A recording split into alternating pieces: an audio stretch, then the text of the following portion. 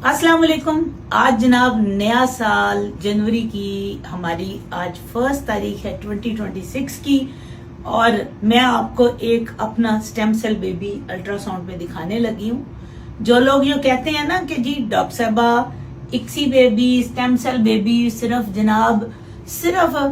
Pregnancy test positive आता है और उसके बाद कुछ भी नहीं होता, तो ये देखे टीकों का कमाल। उन टीकों से एक बच्चा भी आगे पैदा होने जा रहा है।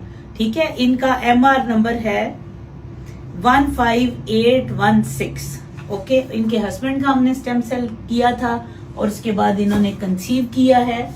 और इन्हें देखिएगा कि ये कहाँ से क्या आपको नजर आ रहा है। ये आप देखें, सिर्फ यहाँ रखो, ये बेबी का हेड नजर आ रहा है।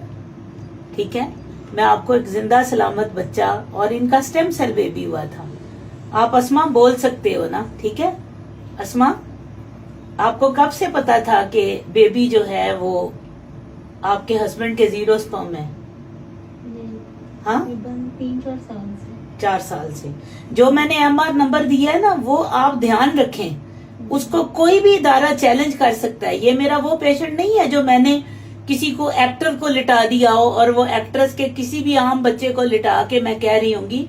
मैं आपको MR नंबर से चैलेंज दे रही हूँ, आप मेरा चैलेंज कबूल कीजिए और देखें कि इनका क्या, ये आपको लाइव हार्ट बीट नजर आ रही है इसके अंदर? ठीक है, और ये आपकी बच्चे की लेग्स नजर आ रही हैं। ये सारी चीजें आप देख लीजिए, क्योंकि मैंने बाकी पैरामीटर मैं बाद में करूंगी। सिर्फ आपको ये बताना चाहती हूँ कि ऐसा कतई नहीं है कि आपके बच्चे जो हैं वो सिर्फ केमिकल प्रेगनेंसी तक ही पॉजिटिव हो और मिसकैरेज हो जाए। हाँ, इनमें मिसकैरेज का रिस्क ज्यादा होता है, लेकिन उसका मतलब ये नहीं होता, मेरी तरफ करो जरा स्कैन, ये कैमरा करो जी। उसका मतलब ये नहीं होता कि इन लोगों में ये डॉक्टर सरोज मैयर कर लीजिए इनके ना, ठीक है, पेशेंट को उठा लें।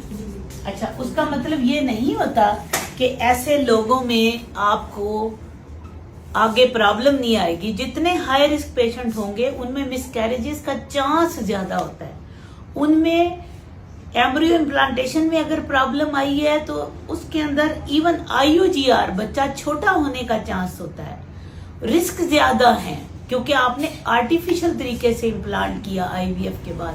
लेकिन उसका मतलब ये नहीं है कि जी बच्चा ही नहीं होता, आप लोगों को डिप्रेशन में डाल दें कि ये जी सिर्फ केमिकल प्रेगनेंसी है, कोई फ्रॉड, बड़ा बटा फ्रॉड। मेरी बात सुने, मैं 2009 से मेरा IVF सेंटर है, 2009 से इंडिपेंडेंट IVF सेंटर पाकिस्तान में है। उसका मतलब क्या है कि इतने लोगों को सर्विसेज मिल रही हैं। अगर ये प्रोपेगेंडा सिर्फ सोशल मीडिया पे होता तो आपको अस्पतालों में खिंचाखच रश ना नजर आए। ये वर्ड ऑफ माउथ बनता है। वर्ड ऑफ माउथ कब बनता है? जब लोगों को सक्सेस नजर आती है।